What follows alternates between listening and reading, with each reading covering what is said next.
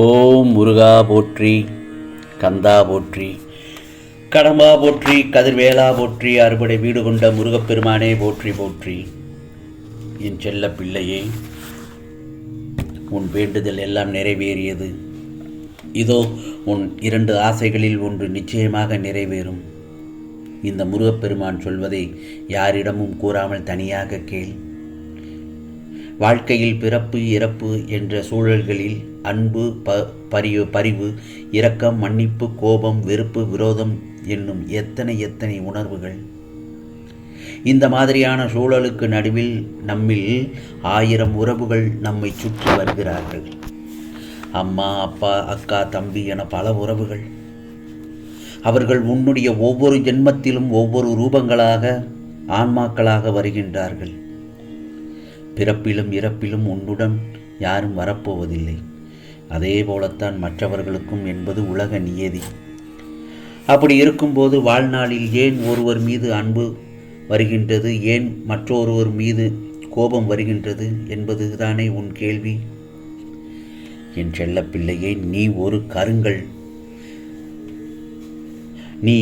ஒரு கருங்கல் நிறைந்த வழியில் நடக்கின்றாய். அப்படி நீ போகும்போது கால்களில் அடிபட்டு விடுகின்றது. ஒரு கல்லினால் உனக்கு அடிபட்டதால் அது வலிக்கிறது. அந்த கல்லை யார் காலிலும் படாதவாறு ஓரத்தில் போட்டு பின் அந்த வழியில் நடக்கின்றாய். இது வாழ்க்கை பற்றிய ஒரு புரிதல். நீ பெற்ற வழியை மற்றவர்கள் அனுபவிக்க கூடாது என்று நீ அந்த காரியத்தை செய்தாய், அப்படித்தானே? அதே நேரத்தில் நீ போகும் பாதையில் முட்கள் இருக்கிறது. அதை கவனித்துக் கொள்கிறாய். அதனால் அது உன்னை காயப்படுத்தவில்லை. இருந்தாலும் அங்கே மற்றவர்கள் செல்லலாம். அவர்களை அந்த முள் குத்தி காயப்படுத்திடக்கூடாது என்று அதை ஓரமாக எடுத்து போடுகின்றாய். இவற்றின் மூலம்தான் வாழ்க்கையின் உண்மையான அர்த்தத்தை எந்த அளவிற்கு புரிந்து கொண்டுள்ளாய் என்று தெரியும். வலித்தால் அது உணர்ந்து, மற்றவர்களுக்கு அது வரக்கூடாது என்று கண்ணில் பட்டதை மற்றவர்களை காயப்படுத்தும் என்று உணர்ந்து அதை மேற்கொண்டாய் அல்லவா? அவர்கள் மனதால் அன்பை நேசிக்க கூடியவர்களாக இருப்பார்கள். ஆனால் காலில் காயப்படுத்தியதால் தன் வழியில் மட்டும் கவனித்து செல்வார்கள். அவர்களுக்கு வாழ்க்கையில் அன்பு இல்லாமல் அல்ல, அவர்களுக்கு அவர்களின் வழியை தாங்க முடியவில்லை. அதனால்தான் இது தவறல்ல. ஆனால் முட்களை பார்த்து அந்த இடத்திலிருந்து கடந்து செல்லும் அந்த உள்ளத்திற்குத்தான் அன்பை பற்றியும் வாழ்க்கையை பற்றியும் புரிதல் வேண்டும்.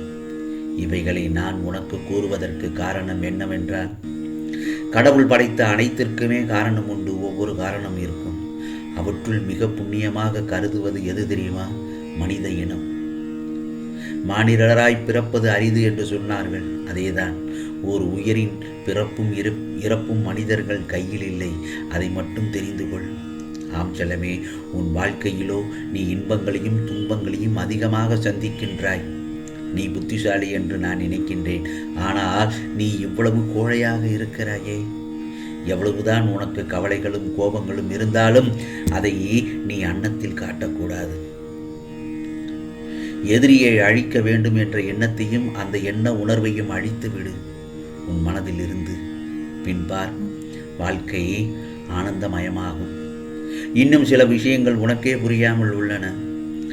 இந்த பதிவினை நான் சொல்வதை 1 முறைக்கு 2 முறை கேள். அப்பொழுதுதான் உனக்கு எல்லாம் புரியும். நீ மலை போல நினைத்திருக்கும் பிரச்சனைகள் எல்லாம் நான் ஏற்கனவே தீர்த்து விட்டேன். எத்தனை முறை நான் சொன்னாலும் நீ அந்த பயத்திலேயே இருப்பதால் இந்த பிரச்சனை தீர வேண்டும் என்று வேண்டிக் கொண்டே இருக்கிறாய். பிரச்சனை என்று வந்துவிட்டாலே ஒரேடியாய் பயந்து வருகின்றாய். ஏன்? அதை நீ இப்போதே ஒரேடியாக விட்டுவிடு. பயத்தை விட்டுவிடு. இனி வரப்போவதெல்லாம் வசந்த காலம்தான்.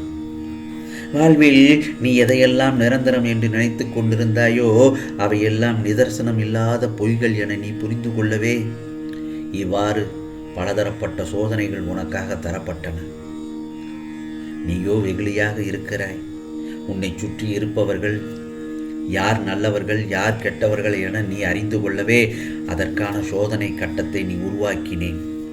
ஆகலாம், அவர்களால் நீ பொறுமையையும் நம்பிக்கையும் இழந்து உள்ளாய், அவமானமும் பட்டாய்.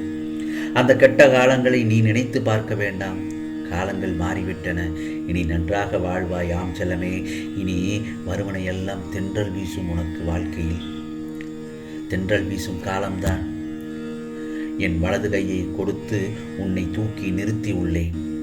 நான் உன்னை தாங்கிக் கொண்டிருக்கிறேன் என்பதை உணர்த்துவதற்காகத்தான் பலமுறை உன் கோரிக்கைகளை நிறைவேற்றி தந்தேன்.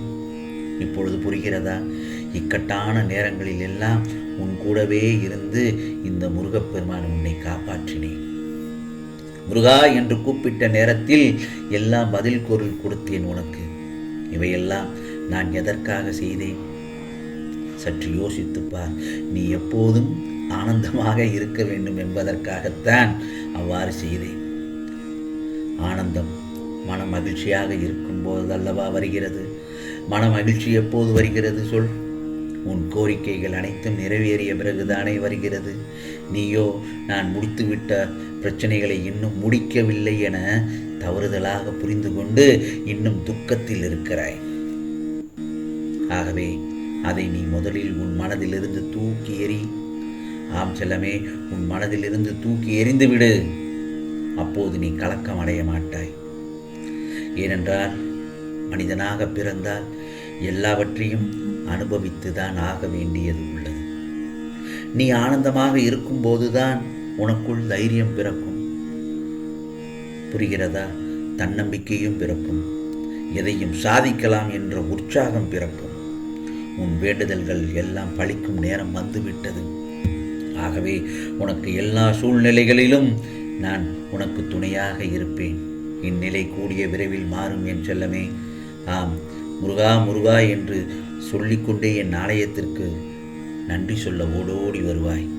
ஆனந்தத்தில் துள்ளி குதிப்பாய் என் செல்லமே. ஆம், உன்னை தேடி முத்தான 3 செய்திகள் வரும். அதில் 2 செய்திகள் ஏற்கனவே உனக்கு எல்லாவற்றையும் முடித்து கொடுத்து விட்டேன். இதோ உனக்கானதைத்தான் உன் செவியில் கேட்கும்படி மனம் மகிழ்ந்து துள்ளி குதித்து ஓடோடி வருவாய். ஆம் செல்லமே. ஆகவே உனக்கான நாள்தான் இது. உனக்கான நல்ல நேரம் இது. நீ விரும்பி கேட்ட அனைத்தையும் ஒன்றன் பின் ஒன்றாக தரப்போகிறேன். வா, வந்து வெற்றுக்கொள் என் செல்லமே. என்னை அழைக்க தயாராக இரு. உனக்கானதெல்லாம் நல்லதுதான் நடக்கும். இது முருகப்பெருமானின் அருள் வாக்கு, சத்திய வாக்கு. நீ வேண்டியது எல்லாம் நான் தந்துவிட்டேன். பிறகு ஏன் உனக்கு கவலை? அந்த கவலைகளை எல்லாம் தூக்கி ஓரத்தில் வைத்துவிட்டு இனி வரும் வசந்த காலத்தை அனுபவிக்க தயாராக இரு. நீயும் உன் குடும்பமும் சேர்ந்து இந்த நல்ல நாளை மகிழ்ச்சியாக கொண்டாடுங்கள். உனக்காக நான் இருக்கிறேன். ராஜயோகத்தில் இருக்கப் போகிறாய். ஆம். ஓம் சரவண பவ. ஓம் சரவண பவ. ஓம் சரவண பவ.